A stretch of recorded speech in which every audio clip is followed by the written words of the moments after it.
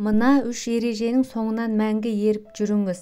Өзіңді сыйла, өзгені сыйла, өз істегенің үшін берілетін жауапкершіліктен қашпа.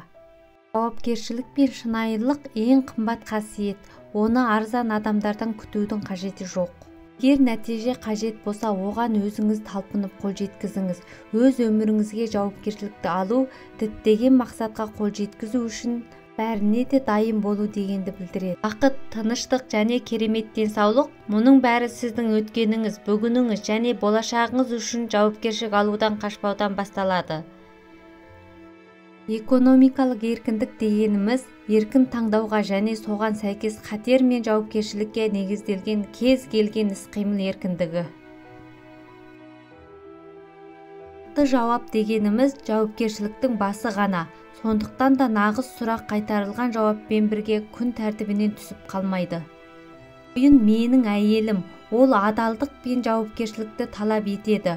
Бұл маған тыныштық пен бейбітшілік сезімін сыйлайды. Істегісі келетін адам мүмкіндік, ал істегісі келмейтін адам сылтау іздейді.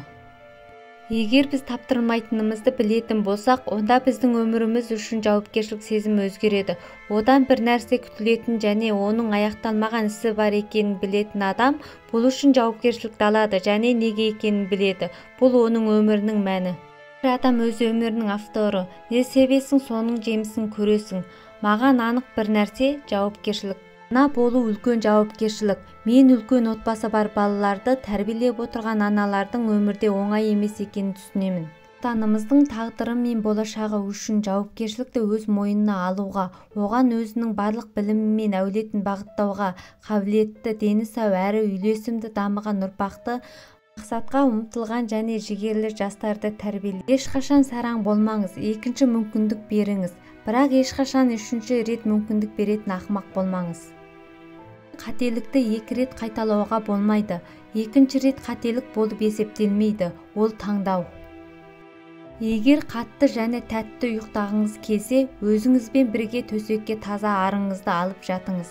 Өмірлік сұрақтарға келгенде ер адам берік, қатты болғанмен өзінің әйеліне жұмсақ болуы керек.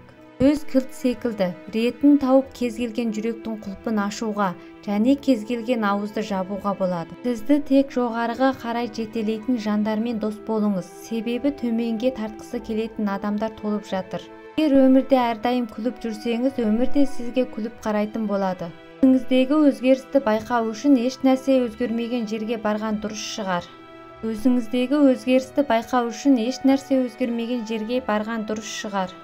Сіз биікке көтеріліп келе жатқанда көптеген адамды кездестіресіз, бірақ оларды ренжітпеңіз, өйткені төмен құлап келе жатқанда да оларды кездестіруіңіз ғажап емес.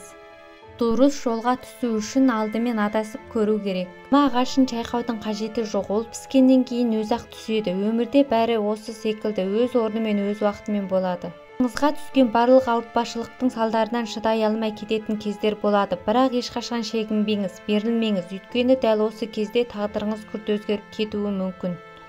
Ащы шындықты айту үшін ғана асқан батылдық керек.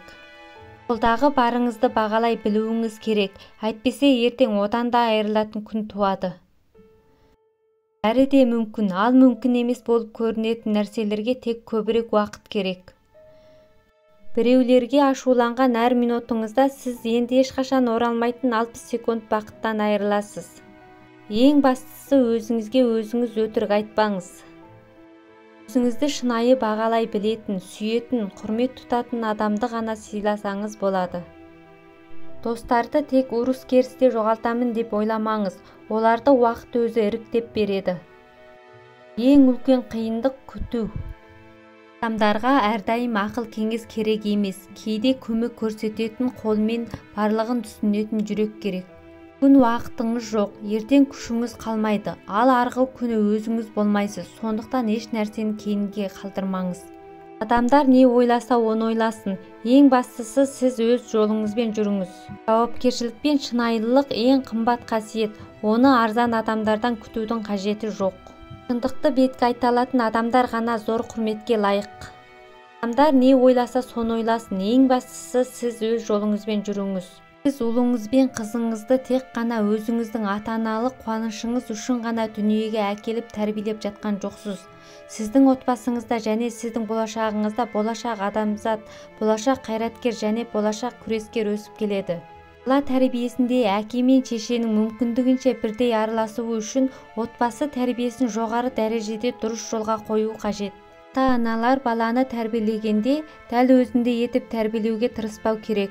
Олар баланы өзінен күшті етіп тәрбиелеу тиіс. Өйткені олардың заманы ата-аналарының өмір сүріп отырған заманына қарағанда анағұрлым күрделі, талабы жоғары болатынын ұмытпаған жөн.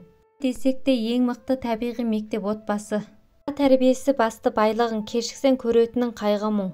Шындығы мен қарапайымдылығы деген біздің салыстырмалы түрде алғандағы төмен мәдениетіміздің көрінісі.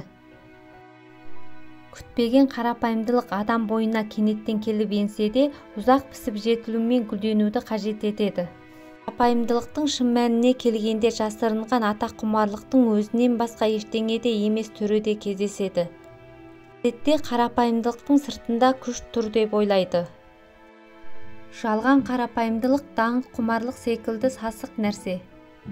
Жоғары дәреже бұл мақтаншақтықтың алғашқы сатысы және қарапайымдылықтың соңғысы. Бақыт қарапайым өмір сүруде. Зәулім үй салып шаршағанша жай үй сал. Қымбат мәшіне алғанша зулап тұрған көлік ал. Қанағат етіп жаныңды тыншыт. Өмір аққан судай сені ағызып барады. Қарапайымдылық жасыл алқап, адамгершілік онда өскен гүл сияқты. Қарапайымдылық менің табиғи кемшілігім. Көрер көзге бола жасаған қарапайымдылық барып тұрған екі жүзділік. Жақсылықтың күші оның қарапайымдылығында. Білмеген нәрсені сұрап алуды ар көрме. Кішілік пен кісілік ұлылықтың белгісі. Қарапайымдылық, жақсылық пен ақиқат жоқ жерде ұлылық та жоқ. Қарапайымдылық моральдық сұлулықтың басты шарты. Күшті, қайратты адамдар қарапайым болып келеді. Өнердегі ең жоғарғы саты қарапайымдылық. Кеше мен әлемді өзгертуге тырысатын өте ақылды адам едім, ал бүгін өзімді өзгертуге жұмыс жасайтын қарапайым адамға айналдым. Баланы ұлша тәрбиелесең ұл, құлша тәрбиелесең құл болмақшы. Шындық бұл ерлікке тәрбиелеудегі ең бір құнарлы құрал. Адам өмірі қамшының сабындай қысқа екен, досы көп ұрпақ тәрбиелеген ұтады екен. Сіз ұлыңыз бен қызыңызды тек қана өзіңіздің ата-аналық қуанышыңыз үшін ғана дүниеге әкеліп тәрбиелеп жатқан жоқсыз. Сіздің отбасыңызда және сіздің басшылығыңызда болашақ азамат, болашақ қайраткер және болашақ күрескер өсіп жатыр.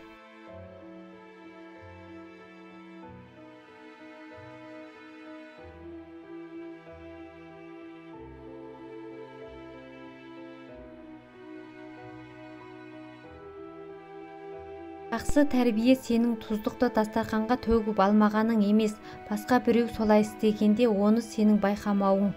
Жолға түскенін емес, әбден таңдап сараптап оқыңыз. Діл мен жаныңызды байытып оны тәрбиелеңіз. Адамды тәрбиелеу демек оның ертеңгі қуанышқа ие болатын келешек жолын тәрбиелеу.